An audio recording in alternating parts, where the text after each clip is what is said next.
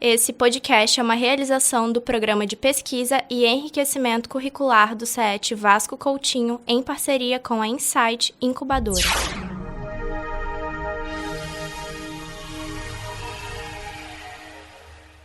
O tema de hoje é Perspectivas e Desafios do Comércio Exterior no Espírito Santo.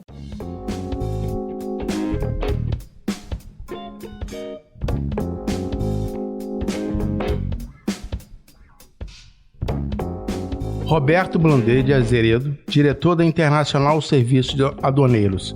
Obrigado pela sua presença e seja bem-vindo ao podcast Insight Negócios e Oportunidades. Bem, Nelson, eu que agradeço aí o convite, né? Para mim é um prazer estar aqui contribuindo de alguma forma com vocês, né? Então, como você disse, eu sou diretor da Internacional Serviços Aduaneiros, né? Uma empresa constituída desde 1991. Né? Eu sou despachante aduaneiro, nomeado desde 1998 e estamos nessa batalha aí, né? Vivendo aí um dia após o outro, né? Você falou de serviço aduaneiro. Explica um pouquinho pra gente o que é isso, assim. Basicamente, o que é um serviço aduaneiro? Os serviços aduaneiros, né, é todo aquele trabalho que envolve os órgãos governamentais, né?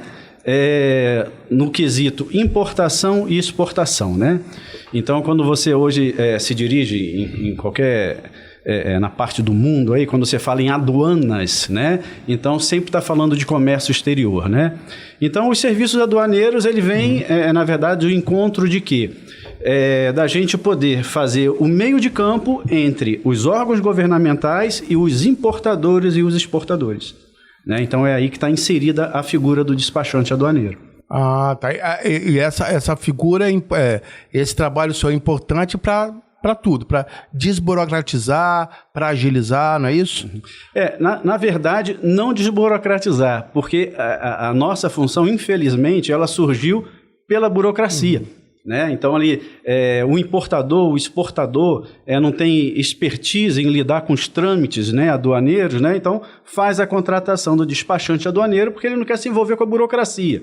Ele quer saber de comprar e de vender. Burocracia deixa com o despachante. Entendi. Assim, isso bem resumindo, né, a história. Ô, Roberto, e como é que está hoje a questão do comércio exterior no Espírito Santo? Assim? Como é que está questão de volume? Eu estou certo disso? Volume, quantidade? Como é que está? Como é que estamos hoje? O Espírito Santo, ele é tido aí no ranking nacional entre os 5, 6 principais portos, né, de movimentação de carga, né? Mas o Espírito Santo ele vem sofrendo há um bom tempo, né, em função da nossa Baía de Vitória, né, de ter um calado curto, né? O que eu quero dizer com isso? Ele não suporta navios de grande profundidade, né? Aqui a entrada dos navios são limitadas, né? E com isso é um grande entrave para a nossa área, né? Porque nós deixamos de receber cargas diretamente do exterior, né? Navios são dirigidos para São Paulo, Porto de Santos, e de lá é feito o transbordo, quer dizer, eu pego aqueles contêineres que foram descarregados em Santos e tenho que trazê-los para o Espírito Santo, né? Então, com isso a gente perde competitividade, que isso acresce custo. Muitas das vezes vem rodoviário, outras vêm em outros navios menores, né? E tudo isso vai gerando custo, né? Então nos deixa assim numa situação desfavorável, né? Falando sobre portos que você mencionou, e o que está sendo feito para melhorar isso aqui no Espírito Santo? Então, o Espírito Santo, ele vem há alguns anos já tendo investimentos, né, na área portuária, né? O porto está sendo feito 2 grandes portos aqui, né? Um no norte do estado, em Aracruz, que é o porto da Imetame, é um porto também privado, né? E o outro ao sul do estado, lá em Presidente Kennedy, né? Se eu não me engano, em Presidente Kennedy, né, está em vias ainda de liberação de IEMA, enfim, das órgãos ambientais, né? Mas na Imetame, inclusive, tem uma visita agendada amanhã, inclusive, dia 13/9, né? Nós vamos fazer uma visita agendada lá para conhecer a estrutura, né, do complexo portuário que está sendo feito lá. E lá vai ser porto de águas profundas, quer dizer, não vou receber navios de qualquer dimensão, né? Então é um futuro, uma grande aposta para o Estado. Isso deve melhorar, né?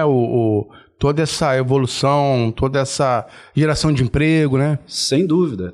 Toda a cadeia logística, né, envolvida aí na área de importação, exportação, vai ter um fomento muito grande, né, após esse porto realmente entrar em atividade. Roberto, voltando um pouquinho só no foco no seu mercado, nós falamos aqui do despachante aduaneiro. Qual é a importância que ela tem, assim? Qual é o nível de importância que ela tem dentro do mercado hoje e das empresas, por exemplo? Eu posso contar uma história? Pode, por favor. Perfeito. Então, a figura do despachante aduaneiro, ela já tem mais de um século de existência, né? Em 1850, foi criado uma figura chamada de caixeiro. O caixeiro, ele era a pessoa nomeada por alguém que iria fazer compra e venda dos produtos deles, né? 10 anos depois, em 1860, através do decreto 2467, foi constituída a figura do despachante aduaneiro. E essa pessoa, ela é a responsável justamente pela tramitação de todo o processo de exportação e importação junto aos órgãos anuentes. Então, assim, falar da importância da função do despachante aduaneiro, eu quero lhe dizer o seguinte: o despachante aduaneiro é aquela pessoa que conhece de tudo no trâmite da importação e de tudo no trâmite da exportação, né? E é uma atividade regulamentada pela Receita Federal. Não só regulamentada, mas diplomada pela Receita Federal. Então, todo despachante aduaneiro tem um diploma legal, entendeu? A nossa nomeação sai em diário oficial, é assignada pelo secretário da Receita Federal. Então, só isso já dá um peso de importância na nossa profissão, né? E fora esse trâmite diário nosso, né? Da gente ser consultor, muitas das vezes nós somos consultores, ou melhor dizendo, na maioria das vezes nós somos um consultor. Deixa eu pegar um exemplo aqui. Vamos supor que eu seja uma empresa médio porte, que produz o parafuso, e vi uma oportunidade de exportar. Em que ponto o despachante aduaneiro entra no sentido assim, como você falou, como consultor, né? Isso. Vale a pena, não vale? Você fala isso para a pessoa, ou não vale a pena, ou vale. Alguma coisa assim também? Já que você falou dessa consultoria aí. Isso. Sem dúvida, ô Nelson. O nosso trabalho ele vem se modelando, né, ao longo dos tempos, né?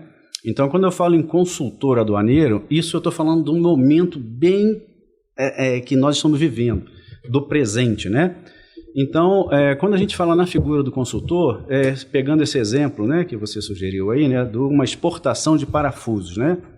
Então, bem, você é o dono da empresa, você é o fabricante, né? Você tem uma indústria, né, que fabrica parafusos e pintou uma solicitação aí lá dos Estados Unidos. Olha, poxa vida, eu me interessei pelo seu produto e eu quero que você exporte para mim.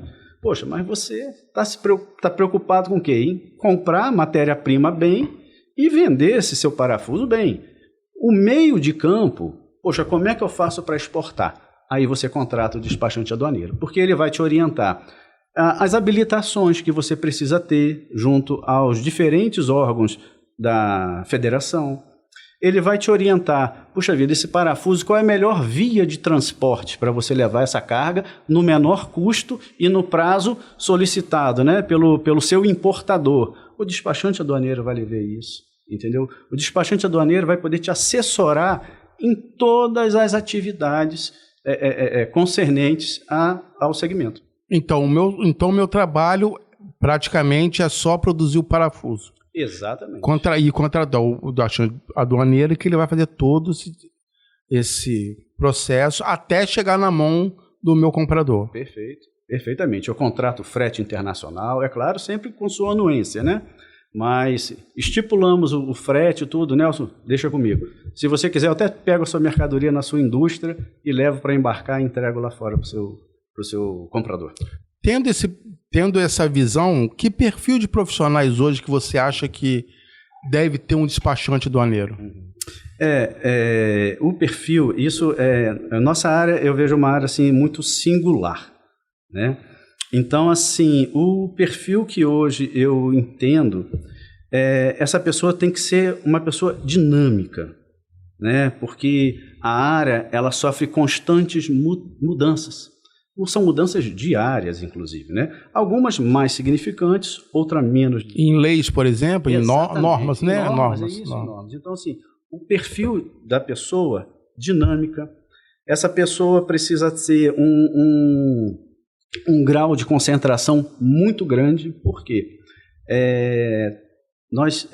o nosso serviço envolve a responsabilidade de calcular impostos. Então, imagina uma importação de $2 milhões, $1 milhão, se você calcula o imposto errado, entendeu? Então, assim, a capacidade de concentração muito grande e curiosidade. Às vezes, curiosidade, sim, sabe por quê? A curiosidade porque isso eu vejo até como um ponto sine qua non. Por quê?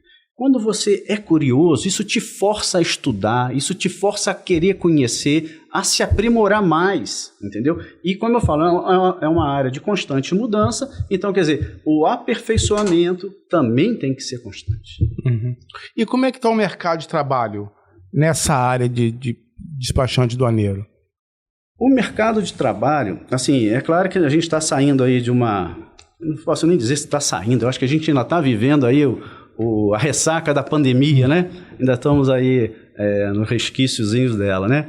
Então, é uma área que, como qualquer uma outra, sofreu bastante, né? Mas eu venho notando uma melhora, ainda tímida, mas progressiva, né? A gente percebe, e às vezes a gente verifica o mercado de trabalho, ele está sendo, os profissionais da área estão sendo absorvidos. Entendeu? Existe uma demanda, eu chamo até de uma demanda reprimida, e que agora ela começa a fluir, agora ela começa a aparecer. Então eu vejo assim um processo de crescimento. E esse mercado, assim, mesmo que tímido, está evoluindo, mas é devido à abertura do mercado internacional? Exatamente, uma coisa está atrelada à outra, né? Você vê que, apesar da gente estar sofrendo aí esses impactos econômicos aí a nível mundial, né, inflação, né, no mundo, né, mas você vê que tem segmentos que já começam a se recuperar. Então, esses segmentos que já começam a demandar.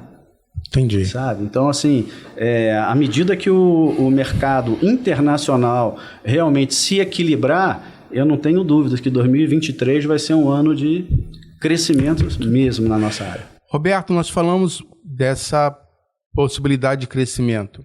E aqui no Vasco Coutinho, um dos nossos objetivos é formar empreendedores, né? Para quem está nos ouvindo agora, uma pequena empresa, ela pode ser exportadora? Ela pode exportar? Pode. Não existe restrições, entendeu? Inclusive, existe uma habilitação específica na Receita Federal para o importador e exportador, que é o registro num sistema da Receita Federal chamado Radar, né? Então, esse é um sistema que ele faz uma análise do perfil financeiro, né, e administrativo das empresas, né? Mas para exportação, isso é, inclusive, facilitado isso. Porque para importação existem limites de $50 mil, $150 mil e ilimitado. Isso vai dependendo da capacidade financeira de cada empresa, né? Para a exportação, o limite é o limite mais baixo, é o simplificado, que são de $50 mil. Então, imagina que um empresário, um exportador, no mínimo ele tem capacidade financeira de ter $50 mil em operações. Então, a partir daí, você pode exportar qualquer tipo de produto. E a quantidade de pequenas empresas exportadoras, ela é grande aqui no Espírito Santo? Ainda não. A gente ainda percebe que nós somos pouco demandados por pequenas e médias empresas. Mas você acha que isso é devido à falta, pensando assim como cliente, né? Isso é devido à falta de conhecimento dessas pequenas empresas, que ela pode Devido ao quê? O que você acha que devido a isso? Eu vejo, Nelson, duas grandes, vamos botar assim, travas disso aí, né? Primeiro, realmente, é o conhecimento, né? O pequeno empresário, às vezes, não chega ao conhecimento dele que ele pode ser um exportador. Esse é o primeiro ponto. E o segundo ponto realmente, eu já entro um pouco mais no viés das políticas do Brasil, né? Seja no âmbito federal, estadual, né? De que o fomento, né? É necessário fomentar cada vez mais que as pequenas e médias empresas venham a crescer, a evoluir. Então, para mim, são esses dois gargalos que nós temos. E provavelmente as possibilidades são grandes, né? São inúmeras. Olha, eu vou te tecer para você aqui um cenário que outro dia eu estava, através de uma rede social, estava conversando com uma empresa da China, uma pessoa, era um CEO de uma empresa da China, e ela querendo importar calçados do Brasil. Então você vê assim que as possibilidades são inúmeras. Às vezes numa rede social mesmo você consegue angariar negócio, né? Então esse acesso é para todos. Sim, muito interessante isso. Acho que podemos ficar mais atentos sobre isso, né? Isso é muito interessante. Informe Insight.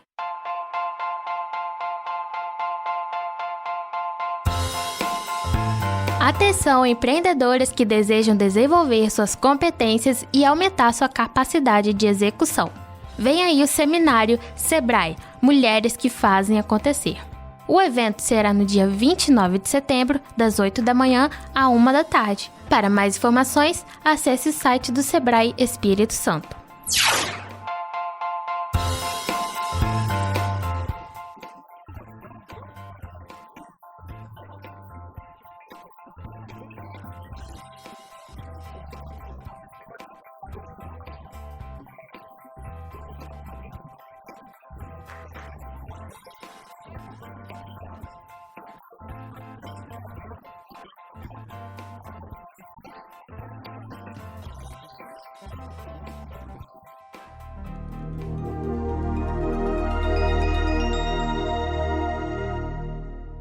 Informe Insight.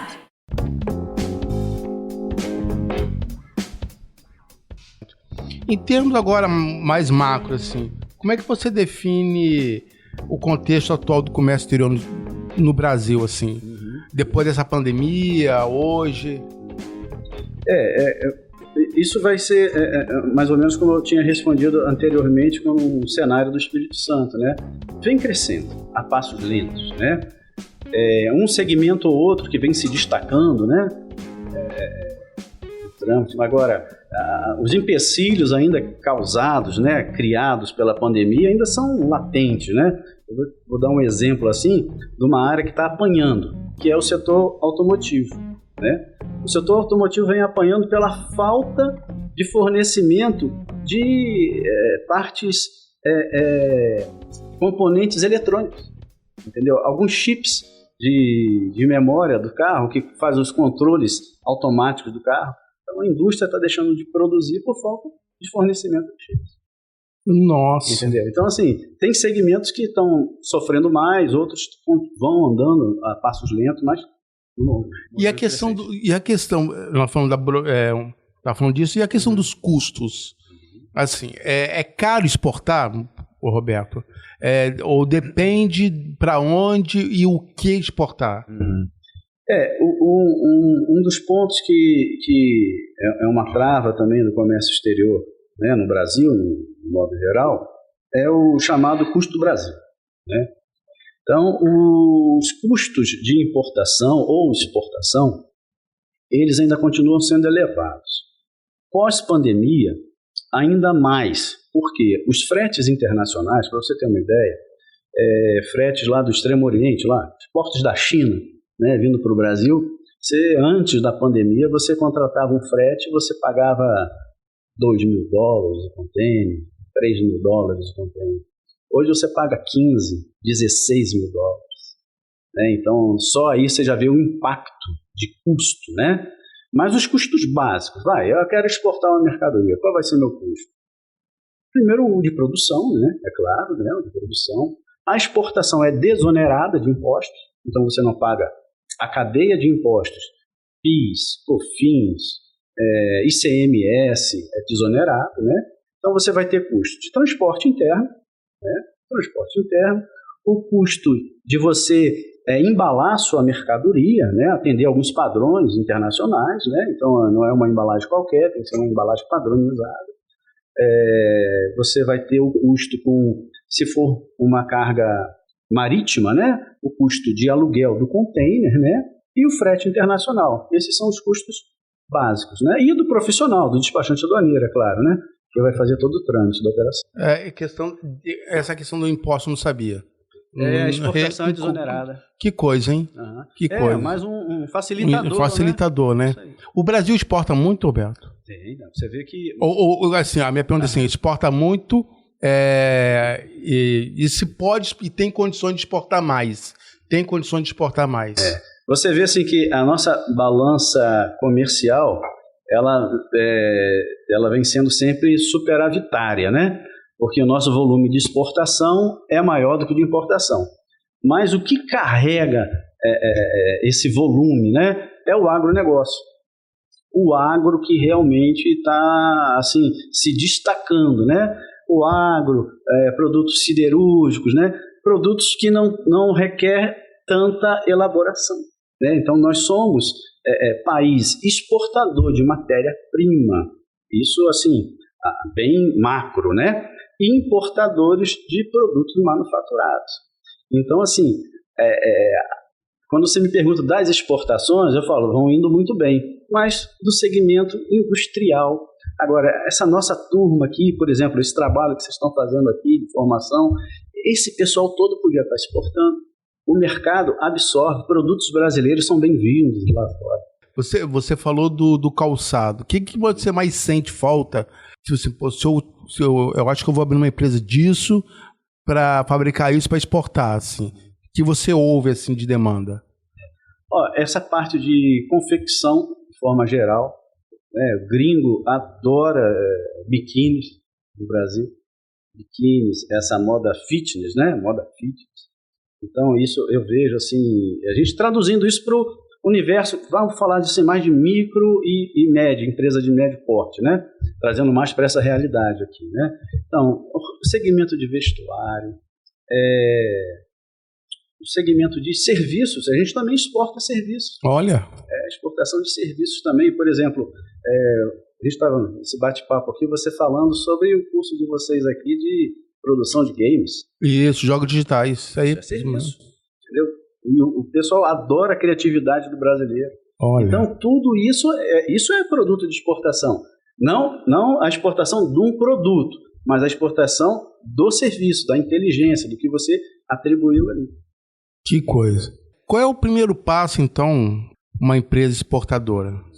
Bem, primeiro passo é constar no seu estatuto social, né, no seu contrato social, a importação e exportação como objetivo.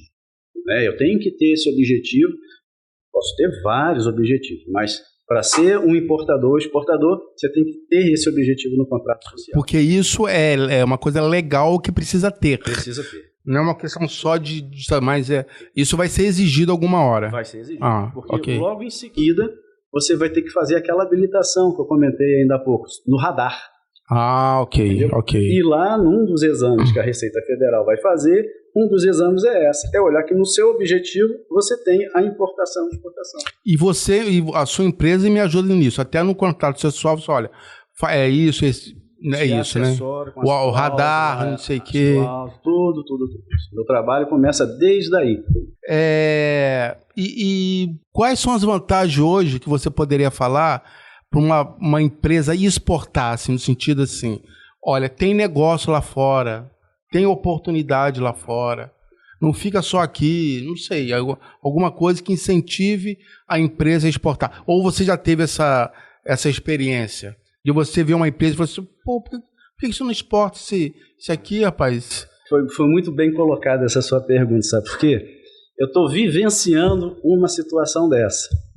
Nós fomos procurados agora. Você gosta do churrasquinho final de semana? Nossa, Deus. E o pão de alho? Nossa. É? Melhor ainda. Rapaz, nós fomos procurados por uma empresa aqui, fabricante de pão de alho, entendeu?